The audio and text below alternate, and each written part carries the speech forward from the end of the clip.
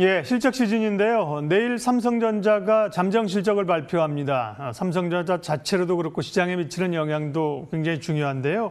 실적 관련된 이야기 또 삼성전자 주가 관련해서 오늘 유진투자증권 이승우 리서치센터장님 모시고 집중 분석하겠습니다. 센터장님 어서 오십시오. 네, 안녕하세요. 유진에서는 삼성전자 1분기 실적 어느 정도 지금 보고 계세요? 네, 저희는 9조 원 초반대, 9.2조 원으로, 9.2조 원으로 현재 보고서를 발표를 했습니다. 네. 지난 분기에도 사실은 생각보다 많았고 시장의 이 대충 의견들은 한 8조 원대 평균이긴 합니다만 8조 원대 한 후반 정도에 있는 것 같습니다. 그러면 시장 예측치보다는 조금 더 이익이 잘 나올 걸로 보시는 것 같습니다. 예, 그 반도체가 조금 부진한 것 같습니다. 1분기가 이제 다른 SK 하이닉스나 지난주에 발표한 이제 마이크론에 비해서 삼성전자 1분기 반도체 실적이 다소 부진한 것 때문에 지난 4분기 대비해서 삼성전자 이익이 좀 줄어들지 않겠느냐라는 이제 전망이 우세를 했는데 지금 저희가 파악한 바로는 이 IM 사업부, 즉 스마트폰 사업부가 실적이 굉장히 좋은 것 같습니다. 일단 출하량도 좀 많이 늘었고요. 판가도 좋은 데다가 특히 그 갤럭시 버즈라고 하는 우리 웨어러블 디바이스 있지 않습니까? 그거랑 이제 그 스마트워치 이런 웨어러블 디바이스 쪽이 상당히 매출이 증가를 많이 했는데 그 제품들이 마진이 훨씬 좋은 것 같아요. 그래서 그것 때문에 지난 4분기에 IM 부문 이익이 2.4조 원이었는데 저희 이번 1분기 때는 4조 원 초중반까지 굉장히 많이 늘어나는군요. 이제 늘어날 것으로 보고 있습니다. 그래서 그 삼성전자가 포트폴리오를 다양하게 가지고 있다는 게 이럴 때 덕을 보네요, 그죠? 뭐 그런 측면이 있습니다. 그러니까 반도체만 했을 때는 업황에 따라 움직이는데 지금 모바일 사업부 얘기를 잠깐 하셨으니까요. 부문별로 그 얘기부터 하게 되면요. 생각보다 IM 부분이 좋다고 하셨고 LG가 이제 MC 스마트폰 사업을 철수하기로 어제 이사회에서 공식적으로 발표를 하지 않았습니까? 그러면 삼성전자에게는 수혜가 되는 거로 해석을 해야 되겠죠? 뭐 도움이 일부 된다고 봐야 되겠죠. 그 삼성전자가 작년도에 IM 부문의 매출액이 100조 원 정도 되고요. LG전자 MC 사업부는 한 5조 원 정도 됩니다. 격차 많이 나네요. 많이 나죠.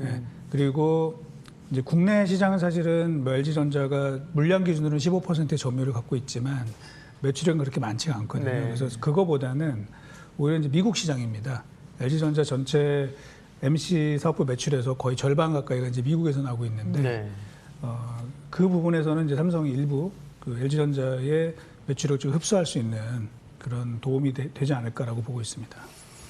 그 IM 쪽 모바일 얘기 나온 길에 조금 더 얘기하면요. 이제 삼성은 이제 노트를 조금씩 축소하거나 빼는 것 같고 이제 폴더블 폰으로 이제 본격적으로 이제 가는 것 같고요. 중국 업체들이 폴더블에 굉장히 따라붙고 애플도 이제 또 폴더블 지금 출시하는 거죠. 폴더블 쪽의 경쟁력이나 삼성의 시장 지금 점유력은 어느 정도입니까? 뭐 작년 기준으로 보면은 폴더블 폰 시장에서는 거의 뭐 삼성의 동무대라고 보셔야 되고요. 삼성의 점유율이 작년에 한 73% 정도 그렇게 좀 추정이 되고 있습니다. 그 이외에 이제 중국 업체들, 우리 하웨이나 샤오미가 좀 제품을 내놓겠다라고 하고 있는데요. 경쟁이 이제 격화될 것이냐 그렇게 물어보신다면 격화될 가능성이 있습니다. 근데 이제 그거보다는 시장이 확대되는 그 효과가 더 크지 않을까 생각을 하고 있고요. 애플이 제품을 뭐 내긴 할 텐데 제가 볼 때는 이제 올해나 내년까지는 아닐 것 같고요. 2023년이 돼야지 애플이 그 제품을 낼 것 같고 그렇다 그러면 이 하이엔드 이 쪽에서는 삼성의 이 폴더블 폰이 계속해서 압도적인 점유율을 유지하지 않겠느냐 그렇게 판단을 하고 있습니다. 폴더블은 좀 쉬운 말로 돈이 되는 겁니까? 왜냐하면 애플 같은 경우도 이게 확실히 되는 시장이라고 하면 굉장히 빠르게 뛰어올 텐데 한 발 조금 천천히 따라오는 듯한 느낌이 들어서요. 그러니까 이제 뭐 이 폴더블 폰을 쓰는 분들의 그런 그 판단을 좀 보면은 사실 이제 굉장히 만족하시는 분들도 있고 아직은 뭔가 좀 미흡한 부분이 있다 이렇게 좀 엇갈리고 있습니다. 그래서 애플이라는 회사는 기본적으로 그게 좀 더 확실해질 때 그리고 자신들이 거기에 가장 걸맞는 그 앱이 나왔을 때 그때 이제 시장에 들어갈 것 같고요. 애플이 만약에 그 시장에 들어가게 된다면 이제 오히려 시장은 더 커질 걸로 보고 있거든요. 그래서 그때 되면은 뭐 삼성도 거기 그것 때문에 뭐 더 악화되는 것보다는 좀 플러스되는 부분이 많을 것이고 특히 디스플레이 쪽은 시장이 확대되면서 큰 수혜를 보지 않을까 그렇게 예상을 하고 있습니다. 그러니까 자신감이군요. 천천히 준비해서 시장이 더 될 때 자신들의 브랜드로 들어와도 뭐 시장을 먹을 수 있다 이렇게 생각을 하는 것 같군요. 예. 중요한 반도체 얘기하겠습니다. 반도체가 안 그래도 계속 뭐 슈퍼사이클이라는 얘기를 계속하고 있고 뭐 공급 부족 얘기가 나오는데 그에 비하면 뭐 미국에서도 TSMC나 뭐 ASML이나 이런 회사 올랐는데 삼성전 주가는 그에 비하면 상당히 부진하다는 느낌을 받는데요. 네. 그런 주가 부분에서 좀 들어올 만한 그런 요인들이 있었나요? 그러니까 이제 기본적으로 좀 전에 말씀드린 네. 것처럼 1분기 실적이 삼성이 경쟁사 대비해서 조금 안 좋습니다. 예. 안 좋을 걸로 예상이 됩니다. 그 이유는 첫째는 이제 뭐 아시겠지만 텍사스, 오스틴 쪽, 예, 거기 정전 역량으로 인해서 한 뭐 3천억 원 정도 좀 부담이 좀 생긴 것 같다 이런 게 첫 번째 원인이고요. 이제 두 번째는 파운드리의 수율이 좀 안 좋은 것 같습니다. 뭐 이제 좋아질 거는 보고 있지만 이제 당초 그 계획에 비해서 5나노 이제 기대감이 컸던 5나노나 8나노 그쪽에 수율이 조금 못 미치는 부분들이 이번에 실적에 좀 영향이 있는 것 같고요. 근데 또 하나는 이제 메모리인데 메모리는 사실 좋았거든요. 그래서 SK 하이닉스나 마이크론도 실적이 상당히 좋게 나오고 또 나올 것으로 예상이 되고 있는데 삼성은 이번에 이제 초기 그 평택하고 그다음에 시안의 그 초기 셋업 비용이 일부 조금 반영이 많이 된 것 같습니다. 메모리 쪽에서요? 예. 그래서 메모리 부문도 그 경쟁사 대비해서는 다소 조금 실적이 좀 부진한 측면 이런 것 때문에 이제 주가가 좀 덜 올랐고요. 그런데 이제 막상 이제 1분기가 실적 발표가 다가오면서 실적이 뭐 다른 부분이 일부 메워주기 때문에 이제 그런 부분들이 조금 최근 주가에는 조금 더 반영이 되는 부분이 있지 않나 하고 생각을 합니다. 메모리보다 이제 파운드리 쪽이 더 훨씬 관심이 있는 것 같습니다. 삼성도 뭐 이재용 체제에서 파운드리 쪽으로 지금 장악을 하겠다는 선언을 지금 해놓은 거고요. TSMC가 독주하고 삼성이 열심히 쫓아가려고 하는데 뒤에서 인텔이 또 들어온다고 해가지고요. 파운드리 쪽은 굉장히 격화되는 것 같습니다. 그 시장에서의 삼성의 앞으로의 미래나 점유율 전망은 어떻게 보세요, 센터장님? 그러니까 이제 결론부터 일단 말씀을 드리면은 삼성이 뭐 인텔이 들어온다 그래서 경쟁이 격화되는 부분이 일부 있겠지만 그거보다는 이제 시장이 확대돼서 삼성이 앞으로 보여줄 수 있는 게 훨씬 더 많다라고 보고 있습니다. 먼저 인텔이 이제 최근에 파운드리 진출을 선언을 했는데 그거에 대해서는 여러 가지 해석이 있지만 이제 저희는 어떻게 보고 있냐면 인텔로서는 선택의 여지가 없었다라고 봅니다. 최근에 뭐 아시겠지만 이제 리스크 방식의 ARM 프로세서들이 시장을 점점 넓혀가고 있습니다. 그러면서 인텔이 주도했던 시스크 방식의 그 X86 아키텍처는 점점 그 설자리를 잃고 있습니다. 특히 작년에 애플의 M1 프로세서가 그 출시가 되면서 그 성능이 인텔 프로세서를 능가한다는 얘기가 이제 나오기 시작을 했고요. 그렇게 되면 앞으로 뭐 구글, 페이스북, 뭐 마이크로소프트, 심지어는 뭐 아마존이나 넷플릭스 같은 회사들도 직접 반도체를 설계할 가능성이 높고요. 그 방식은 이제 ARM을 따를 가능성이 높습니다. 그렇게 되면 거기에 따른 이 파운드리 수요는 훨씬 더 커지지 않을까. 조금 전에 얘기한 건 생산 어떤 방식의 차이인가요? 그러니까 뭐 아키텍처라고 하는데요. 그 인텔의 그 시스크 방식은 사실은 이제 전력 소모가 좀 많고 그 단일 프로세싱을 할 때 이제 속도가 좀 빠른 반면에 이 ARM이 지금 채택하고 있는 그 리스크 방식이라고 하는 거는 전력 소모를 극도로 줄이고 명령어를 좀 단순화시켜서 구조를 좀 단순하게 만들지만 그거를 이제 파이프라이닝이라는 그 기법을 통해서 속도를 어느 정도 메우는 이런 기술인데요.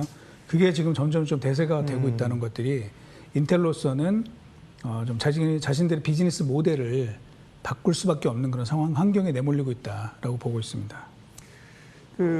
어쨌든 폴더블도 그렇고 파운드리도 그렇고 경쟁 격화에 따른 부담보다는 시장이 커지고 삼성이 누릴 수 있는 여지를 많이 보신 것 같습니다. 근데 미국에서 지금 뭐 백악관에서도 삼성전자 포함해서 얘기하면서 자국도 이제 반도체 시장을 다시 장악하려는 이런 움직임들이 삼성전자에 해석되는 건 긍정적 요인, 부정적 요인도 있을 텐데 센터장님은 어느 쪽을 더 크게 보세요? 저는 이제 기회가 더 많다고 보고 있습니다. 이게 반도체라는 게 뭐 단순하게 그 IT 기기에 들어가는 부품의 그런 지위에서 앞으로는 굉장히 중요한 전략 자원으로 이게 급부상하게 예. 되는 것이죠.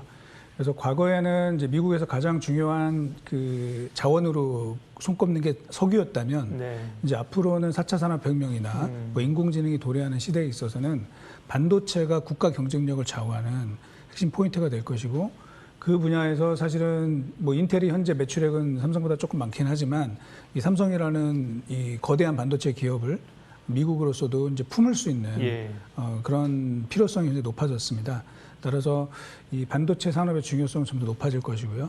삼성도 거기에서 점점 더 많은 기회를 얻게 되지 않을까 그렇게 판단하고 있습니다. 예, 이 반도체 삼성전자 부문별 얘기를 좀 했고요. 이번에 조금 수급이나 주가 섹터 쪽으로 들어와서요. 외국인들 입장에서는 사실은 글로벌 시장에서 삼성전자만 있는 게 아니라 뭐 TSMC도 있고 인텔도 있고 하니까요. 그동안 이제 외국인 수급이 부진했는데 최근에 좀 외국인 수급이 좀 다시 들어오는 모양새입니다. 외국인들이 삼성을 바라보는 시각은 어떻습니까? 외국인들은 일단 기본적으로는 삼성전자보다는 네. 그 한국 시장 전체를 보는 거죠. 예, 한국 시장을 그렇죠. 사면은 뭐 삼성전자를 사게 되는 건데 사실 요 이제 4월달 들어와서 한 3거래일 정도 됐죠. 예. 이제 그 동안에 최근 한 8,300억 정도 이제 외국인 매수가 좀 들어오고 있습니다만 그 동안에 워낙 많이 팔았습니다. 2020년 이후 외국인의 지금 삼성전자 매도가 거의 10조 원에 달하고 있기 때문에 뭐 최근 요 며칠 좀 좋아졌다 그래서 이 그 수급 형태가 좀 바뀌는 것이다 이렇게 판단하기에는 네. 조금 이른 감이 있습니다. 예. 조금 그런 아쉬움이 있네요. 오히려 삼성전자가 우리 시장에서 시총 비중이 너무 크기 때문에 또 균형 있게 가면 사실 삼성전자가 좋으면 삼성전자로 확 사들어올 텐데 이게 시장은 너무 연동돼가지고 시장을 사게 되면 삼전을 사고 또 시장을 비중을 줄일 때는 삼전을 팔고 이러니까 삼성전자가 자체적으로서 좀 평가받는 비중이 좀 줄어들지 않나 오히려 이런 생각도 들고요. 가장 궁금한 게 이제 투자자분들이 시청자분들이 또 동학개미들이 그래서 주가는 지금 어떻게 되는 거야? 지난번에 고가가 96,000 얼마죠? 네, 96,800원. 대략 한 9만 원대 언저리에 사셔서 8만 원에 갇혀서 오래 계신 분도 있을 거예요. 밸류나 주가 판단은 어떻게 하고 계세요? 일단 뭐 주가를 판단하는 변수는 굉장히 많잖아요. 네. 근데 최근 들어서 이제 중요한 게 금리이고요. 네. 또 하나 이제 실적이고 경기 상황, 밸류에이션, 심리 이런 것들이 이제 중요한 변수인데 먼저 이제 금리 상승세는 좀 계속 될 거는 같습니다만 네. 최근 들어서 이제 보면 시장이 높은 금리에 어느 정도 적응을 해 나가기 시작을 하고 있다. 그리고 속도가 좀 완만해지면서 그거는 어느 정도는 그 이제 더 이상은 악재는 좀 반영이 된 것 아닌가라고 보고 있고요. 실적인데요. 실적은 계속 좋아질 것 같습니다. 1분기 실적이 이제 경쟁사 대비로는 다소 좀 부진했지만 2분기 이후로는 좀 정상 궤도를 좀 올라가면서 2분기 때는 저희는 뭐 10조 원대 그리고 하반기 때는 13조, 14조 원대까지 영업이익이 증가할 걸로 보고 있습니다. 네. 그리고 밸류에이션이 지금 전체적으로 시장 자체가 좀 높은 거는 사실이지만 이제 경쟁사 대비했을 때 특히 뭐 TSMC와 대비했을 때 삼성전자 밸류에이션은 아직은 좀 여유가 있다라고 생각이 돼서 종합해 보면은 뭐 긍정적인 면이 현재로서는 더 우세하지 않나 이렇게 판단하고 있습니다. 1분기에는 영업이익 기준으로 9조 2천억 정도 얘기하셨고 2분기에는 10조대로 올라갈 이익이 늘어날 걸로 지금 보시는 거군요. 네. 그 PR이나 PBR로 과거 역사적인 밸류 수준으로 보면 지금 삼성전자 자리는 어떻습니까? 네. 근데 지금은 이제 워낙 저금리 상태에서 예. 뭐 삼성전자가 아니라 시장 전체 그리고 다른 기업들도 과거 밸류에이션 기준으로 보면 굉장히 높죠. 네. 그렇지만 상대적인 개념으로 본다면 예를 들면은 지금 TSMC 같은 경우는 현재 컨센서스 기준으로 PER이 한 27배 정도 되고요.